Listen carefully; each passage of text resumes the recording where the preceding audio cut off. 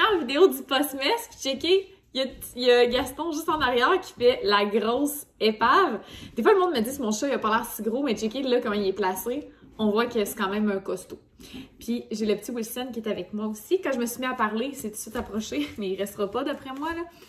Fait que bienvenue dans cette dernière vidéo du Postmess qui est la Q&A. Je suis super contente de terminer ça comme ça avec vos questions. Je les ai accumulées tout au long du Postmess en dessous des vidéos. Et j'en ai reçu aussi sur Instagram. Je vous avais mis une boîte de questions. Puis vous en avez ajouté. C'est sûr que les mêmes questions reviennent tout le temps. Fait qu'il y en a plusieurs que vous m'avez posées que j'ai pas répondu parce que j'ai déjà répondu dans d'autres Q&A. Fait que j'en ai 3-4 déjà là, sur ma chaîne. Fait que si jamais vous voulez aller les voir, il y a quand même des questions que je vais répondre que j'ai déjà répondu par le passé parce que vous êtes quand même plusieurs nouveaux. Fait que c'est normal, je pense que vous ayez des questions similaires. Fait qu'il y en a quelques-unes. Ceux qui sont revenus genre plusieurs fois, je les ai répondu quand même. Fait qu'on va commencer avec la question la plus fréquente que je reçois constamment sur Instagram, même quand je fais pas des Q&A, les gens me posent toujours cette question-là. Qu'est-ce que je fais comme travail? Dans quel domaine je travaille? À quel endroit je travaille? Dans le fond, j'ai jamais nommé la compagnie pour laquelle je travaille sur YouTube. C'est comme important pour moi de séparer les deux. Je vous parle souvent de mon travail, de ce que je fais dans mon travail, mais j'ai jamais nommé la compagnie. Puis c'est vraiment pas parce que la compagnie veut pas, genre au contraire. Mes boss, mes collègues, tout le monde m'encourage full dans mon projet. C'est vraiment moi qui souhaite garder les deux séparés. Je sais pas pourquoi. Il y en a plusieurs qui s'en doutent. D'ailleurs, là, si vous écoutez mes vlogs depuis longtemps, il y en a plusieurs qui se doutent de où je travaille, puis c'est bien correct. C'est pas un secret, mais je tiens juste pas à le nommer pour séparer les deux, dans le fond, là, tout simplement. Fait que c'est ça, dans le fond, je travaille dans les cosmétiques. Ça va faire 8 ans cette année que je travaille dans l'industrie. J'adore ça. Puis le domaine où je me spécialise vraiment, c'est au niveau de l'expérience client. Donc, ça englobe le service à la clientèle, mais ça englobe aussi tout ce qui est l'expérience du client sur le site Internet, quand il utilise les produits, quand il déballe son emballage, quand il reçoit des courriels, quand il voit des publicités, fait que tout ça, ça englobe un peu ma job de façon générale, là. En gros résumé, ça serait ça. Puis il y a une partie aussi qui est beaucoup de collecter des données, fait que les réactions des clients, le nombre d'insatisfactions, les défectuosités, contrôle qualité, etc. Fait que ça ressemble beaucoup à ça, mais ça touche beaucoup au milieu des cosmétiques, qui est un milieu que j'adore vraiment depuis maintenant plusieurs années. On m'a demandé aussi comment j'avais eu l'opportunité, pour ceux qui savent où je travaille, là, comment j'avais eu cette opportunité-là de travailler là. En fait, c'est que une amie à moi s'est lancée une entreprise dans le milieu des cosmétiques. Une amie à moi avec qui je travaillais à la pharmacie dans les cosmétiques.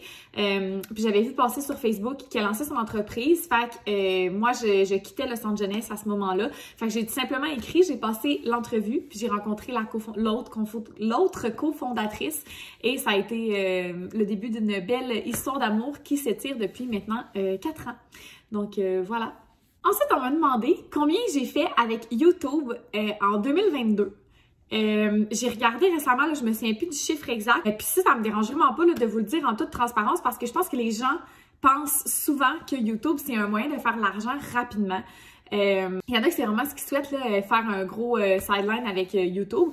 Pour moi, c'est pas le cas. C'est vraiment un projet qui, là, pour le moment, rapporte un petit montant. Mais comme vous allez voir, c'est pas la grosse affaire. Puis, tu sais, je suis pas du genre à faire full concours pour avoir toujours des nouveaux abonnés. Je veux pas des gens qui s'abonnent à ma chaîne pour gagner des trucs. Je veux que des gens s'abonnent à ma chaîne parce que, ils veulent être là puis ils aiment ce que je fais et tout. Fait que, d'ailleurs, je m'étais déjà fait demander pourquoi je faisais pas plus souvent des concours. Puis, tu sais, c'est un peu pour ça, entre autres, là, dans le sens où j'ai pas envie de gagner des abonnés juste à cause d'un concours, mettons. Fait que, tu sais, oui, je vais faire des concours. J'en ai déjà fait, je pense 2 sur YouTube. Je vais en refaire, mais tu sais, je vais pas m'en faire à chaque fois que je monte de 100 abonnés ou 200 abonnés, mettons. Fait que, en gros, je pense que j'ai fait 1000 $, plus ou moins 1000 $ avec 73 vidéos, je pense que j'ai mis en ligne.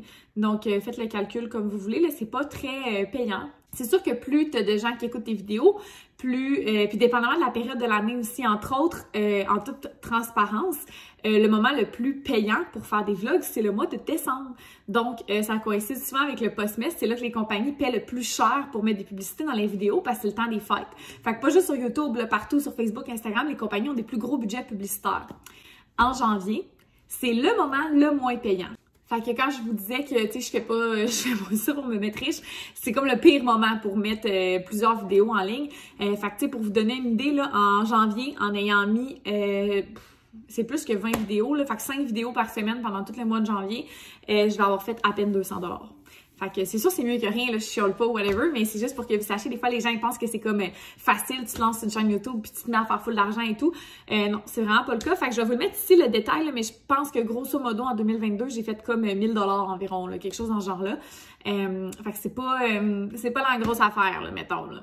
Ensuite, on m'a demandé, es-tu 100% toi-même sur YouTube? Je sais que oui, avec un cœur, c'est quelqu'un qui me connaît dans la vie. Je dirais, en fait, je vais même essayer de développer plus sur cette question-là. Je dirais que ce que vous voyez sur YouTube, c'est moi à 100%. Par contre, vous ne voyez pas 100% de moi sur YouTube. Je ne sais pas si vous voyez ce que je veux dire, dans le sens où il y a beaucoup de choses que je vous partage, mais il y a tellement de choses que je vous partage pas qui touchent ma vie personnelle, puis c'est correct comme ça, dans le sens où je vous partage pas tant d'opinions. Genre, je vous en partage un petit peu ici et là, c'est sûr, je vous partage mon quotidien. Mais tu sais, genre, c'est rare que je prends position sur des sujets variés. Tu sais, entre autres, je vais prendre position sur les trucs qui touchent la culture anti-régime et tout. Je vais prendre position sur, tu sais, il n'y a pas grand-chose, mettons. Des fois, je vais me justifier, mais je partage pas full mes opinions sur plein de sujets parce que, ben, j'ai pas envie, tu sais, de partir des débats et tout. Fait que je fais quand même attention à ce que je dis, mais je suis comme ça dans la vie aussi, tu sais, genre, j'ai des opinions sur tout, mais je les partage pas tout le temps. Ensuite, tu sais, il y a beaucoup de choses, mettons, par rapport à, je sais pas moi, mes parents. Genre, mes parents sont vraiment pas YouTube, ils veulent comme le moins possible, tu sais, qu'on voit des trucs de leur vie ou qu'on sache des trucs de leur vie. Fait que je suis vraiment très discrète à ce niveau-là. Au sujet de... je sais-tu, moi, tout ce qui touche pas juste moi, dans le fond.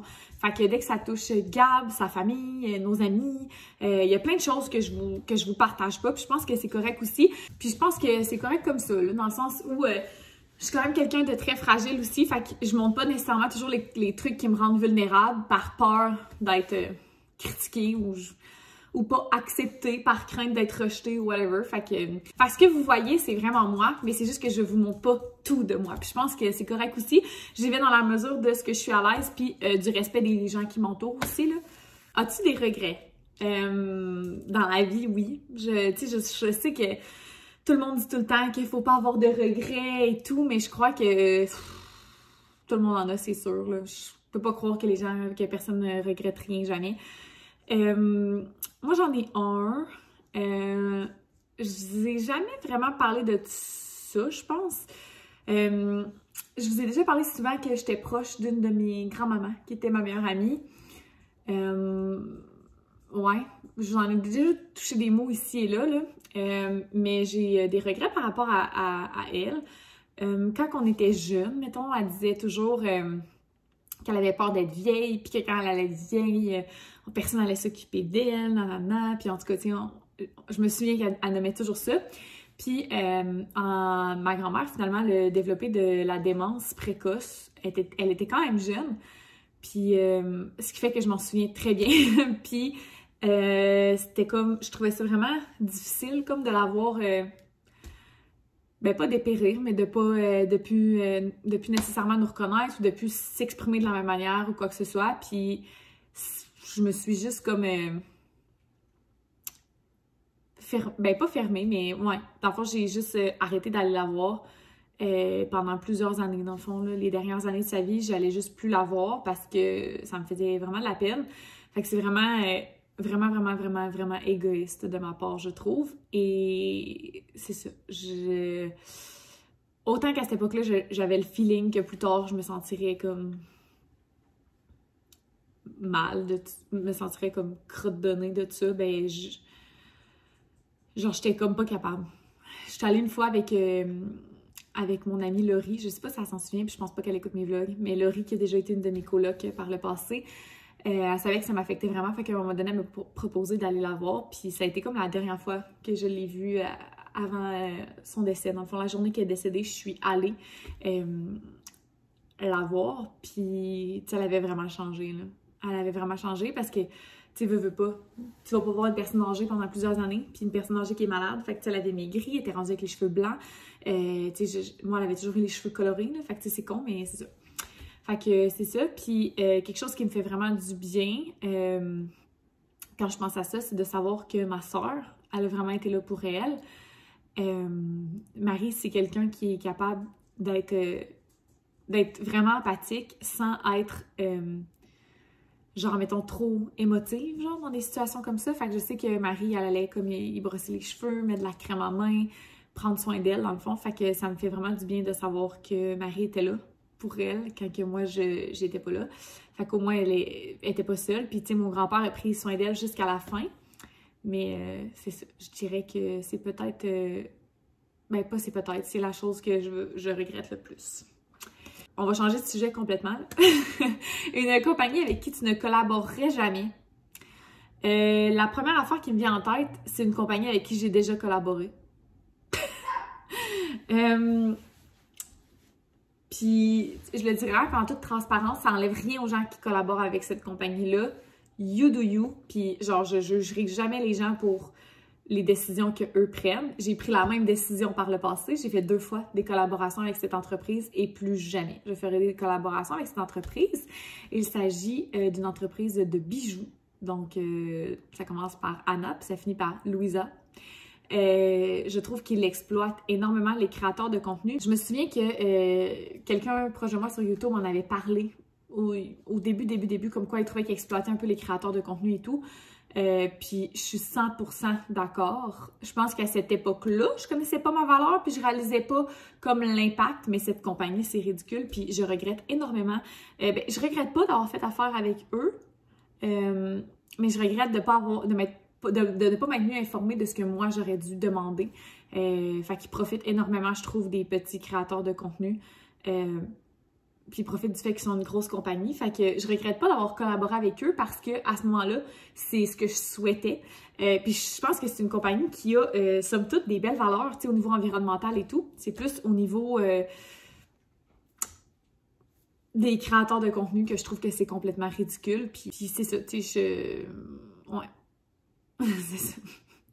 J'espère que je froisse personne. En tout cas, ça reste une belle compagnie. Les bijoux sont restés hyper beaux. Je les porte encore. Pour vrai, j'en rachèterais, là, mettons. J'ai rien à dire contre les bijoux. C'est vraiment plus leur traitement face aux créateurs de contenu que j'ai plus de difficultés, malheureusement. Mais maintenant, je m'y connais plus. Donc, dans le futur, je vais pouvoir faire plus attention. Mes produits chouchous de skincare, ça aussi, c'est une question que je me fais tout le temps demander, mais sérieusement, c'est pas mal les produits Omi Laboratoire, là. Vraiment même, je dirais. Si j'avais à en choisir un, je dirais le sérum sur mesure de Omi Laboratoire, comme sans hésitation. Je vous en parle pour vrai parce que je l'aime pour vrai, puis si je peux choisir un autre produit, je dirais l'eau bronzante de Nuda. C'est 2 produits que je vous parle tout le temps, mais c'est parce que je les utilise vraiment. C'est des produits que j'utilise tout le temps. J'ai d'ailleurs mis l'eau bronzante hier, c'est ce qui explique mon magnifique teint. Fait que c'est ça. Est-ce que les choses que je regretterais ou que je changerais sur ma maison? Ça aussi, c'est une question que je me fais souvent poser. Ben, c'est pas des regrets, mais tu sais, cette maison-ci, vraiment différente de l'autre qu'on avait avant, puis la prochaine, elle serait aussi complètement différente. Je pense qu'à chaque fois, on apprend énormément. À mon ancienne maison, on avait un hall d'entrée. Ici, c'est vraiment une aire ouverte. Tu rentres dans le salon. J'aime pas ça, finalement. Je n'aime pas ça. Ma prochaine maison va vraiment avoir un hall d'entrée. Je dirais que c'est la seule chose. Sinon, peut-être les planchers. Gab les voulait comme couleur bois naturel. Puis, j'étais pas down. Je trouvais que les poils animaux allaient apparaître beaucoup, ce qui aurait été vrai. Fait que le genre de gris comme ça, perle, mettons, ça paraît vraiment pas. Ils ont toujours l'air vraiment clean. Mais finalement, bois naturel, je pense que j'aurais aimé ça. Mais c'est pas un regret, genre. C'est pas...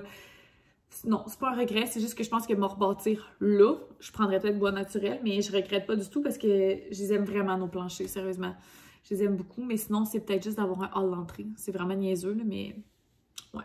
Prochaine question, Gab, c'est pour toi, tu veux-tu venir?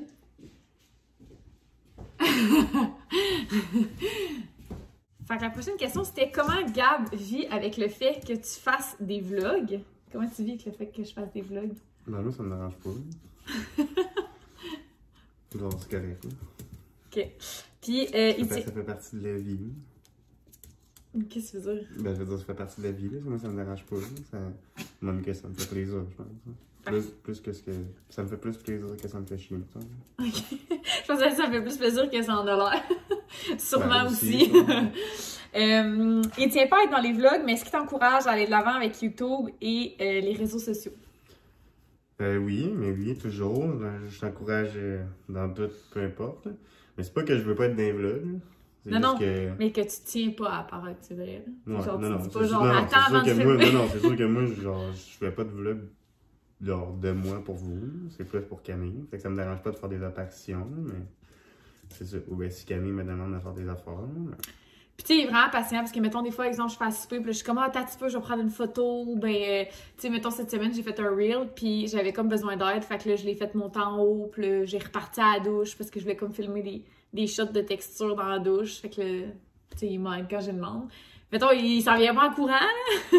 Mais, tu sais, je pense que tu m'encourages dans mes projets, là, même que si je me partais, je sais-tu, mon lieu des vlogs, si c'était une passion pour, je sais pas, moi, d'autres choses, ben, je pense qu'il m'encouragerait pareil, peu importe, là. Merci. C'est tout. Merci. Merci. Ce qui te gosse le plus sur YouTube?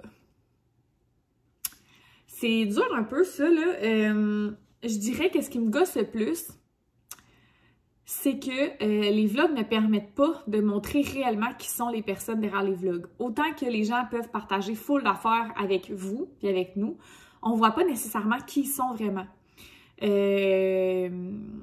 sais, ça m'a permis de faire de super belles connaissances sur YouTube, puis je trouve que ces gens-là, comme mes amis YouTube, mettons, là, je trouve que c'est des personnes tellement magnifiques, puis que YouTube, on le voit, mais vous n'avez pas idée à quel point c'est des magnifiques personnes. Puis il y a aussi le downside, l'autre côté, qui est, il y a plein de gens sur YouTube qui ont l'air vraiment gentils, puis qui, en dessous, sont vraiment comme des personnes mesquines des fois. C'est comme des fois fâchant de voir que ces gens-là sont souvent très adorés, mais qu'en réalité, c'est pas nécessairement des super personnes toujours en derrière de l'écran. Beaucoup comme d'hypocrisie, mettons. Là. Fait que ça, c'est quoi qui me gosse vraiment, l'hypocrisie. Mais pour vrai, sinon, ce qui me gosse le plus, c'est vraiment que vous n'avez pas idée à quel point... tu sais, vous vous doutez que c'est des magnifiques personnes, mais elles sont encore plus belles que ce que vous vous imaginez. Genre, mettons, je pense à, mettons, à Chloé, à Johnny. Boyfriend, c'est sûr, je le connais moins, mais tu sais, j'ai parlé quand même souvent avec Johnny. Kat Charette. Tous ces gens-là, c'est vraiment des personnes magnifiques, pour vrai. Fait que, ouais, je dirais que c'est ça qui me gosse, que vous ne pouvez pas voir à quel point c'est des personnes, genre, formidables encore plus en arrière de l'écran. Comment je me sens réellement à la fin du post-mess? Vraiment fière. Je dirais que le mot, c'est fière. Je vais me mettre du gloss, OK? Je vais avoir l'air d'une grosse guédaille. Je me sens mieux. Je me sens fière, vraiment. Parce que le post-mess que j'avais fait l'année dernière, j'avais trouvé... le vlogmess l'année dernière que j'avais fait, j'avais trouvé ça vraiment difficile. Je me souviens qu'il y a des matins que je me suis pas levée pour mettre les vidéos en ligne. Je les ai mis le soir. J'avais perdu énormément d'avance. Je vloguais au jour le jour. J'avais trouvé ça vraiment difficile. Le post-mess, c'était difficile aussi dans le sens où c'est une charge de travail supplémentaire à un moment où est-ce que moi, au travail, j'avais déjà aussi beaucoup de nouvelles choses qui bougeaient. Fait qu'on dirait que je faisais ça le soir, quand ma journée de travail était déjà grosse et tout, mais je retire vraiment des conclusions positives de ça, dans le sens où je trouve que le mois de janvier, c'est un mois un peu plate, dans le sens où le mois de décembre est tellement féerique, puis tellement rempli d'amour, d'activités, de sorties familiales et tout. Puis là, on arrive en janvier, il fait froid. Les gens font moins de choses, il y a moins de réunions, il n'y a pas de célébration quelconque. Fait que je trouve que c'est vraiment comme des opposés. Fait que je trouve que pour moi, tu sais, je dis pas que moi ça vous a apporté ça dans vos vies, que je vous ai apporté chaleur et amour, c'est pas ça que je veux dire. Mais moi, ça m'a vraiment apporté comme un projet puis quelque chose to look up to. Fait que ça m'a vraiment, j'ai vraiment aimé ça. J'ai trouvé ça difficile un peu au niveau du contenu, dans le sens où justement, pendant le Vlogmas, il se passe plein d'affaires. Tu peux montrer tes suggestions de cadeaux, toutes ces affaires-là, des activités. En janvier, il se passe pas grand-chose. Fait que c'est plus ça que j'ai trouvé difficile, de vous amener du contenu intéressant, je dirais. Mais c'est ça. Puis je me sens contente, fière de moi. Je trouve que ça s'est bien passé. Ouais, je pense que ouais, c'est ça. Je pense que je suis fière de moi, je dirais. Puis, il y avait aussi la question, est-ce que le postmestre deviendra une tradition? Mais je pense que oui, tu sais, c'est dur de se projeter l'année prochaine à pareille date, je vais en être où dans ma vie, mais ça serait vraiment quelque chose de cool, je serais vraiment contente. Si vous aimez ça, je vais le faire. C'est sûr que moi, ce qui me drive là-dedans, c'était de lire vos commentaires, vraiment. Comme je vous dis, c'est pas là qu'on fait de l'argent, c'est pas le Vlogmas, là. Fait que c'est sûr que l'aspect monétaire ne peut pas être pris en compte, mais vraiment, vos commentaires, ça me drivait, genre à tous les jours de voir vos commentaires, là, vers la fin. D'ailleurs, j'ai complètement perdu le contrôle, j'étais plus capable de répondre à tout le monde, mais ça faisait que j'avais des interactions avec vous à chaque jour, puis ça me nourrit, ça me motive, ça me donne le goût de vlogger. Fait que je pense que j'ai retombé un peu en amour avec YouTube. Je sais pas comme qu'est-ce que ça va avoir l'air les prochaines semaines. C'est sûr que là, je suis quand même fatiguée, mais je vous l'ai dit que j'aimerais ça, là, revenir à 2 vlogs semaine. En tout cas, on va commencer par un. Mais ouais, je suis bien contente, puis ouais, bien contente. Fait que voilà, merci à tous d'avoir été avec moi dans cette aventure. C'est officiellement à la fin du postmestre. J'espère que vous avez apprécié ça autant que moi. Je suis vraiment contente d'avoir eu cette idée-là. C'est une idée qui m'était venue genre cet été, là. Genre, en tout cas, c'est ça. Puis ça m'apparaissait un projet un peu fou. Puis finalement, ça s'est vraiment bien passé. Je suis vraiment contente. J'en tire des conclusions positives. Pour le moment, je vois pas de raison de ne pas le refaire l'année prochaine. Mais comme je vous dis, on verra où j'en serai l'année prochaine à ce moment-ci. Mais j'ai vraiment apprécié mon expérience avec vous. Je tiens à vous remercier d'avoir embarqué avec moi dans ça. Dès le début, dès que je vous ai annoncé que j'allais faire le postmestre, vous étiez plusieurs à être vraiment excités par le projet. Fait que ça m'a vraiment drivé, ça m'a donné l'énergie de filmer aussi souvent, ce que je n'ai pas l'habitude de faire. Fait que je tiens à vous remercier. Fait que ben voilà, c'est la fin. Je suis toute nostalgique, on dirait, mais c'était vraiment cool. Merci d'avoir été là avec moi durant toutes ces semaines. Et on se retrouve bientôt pour un prochain vlog. Bye tout le monde!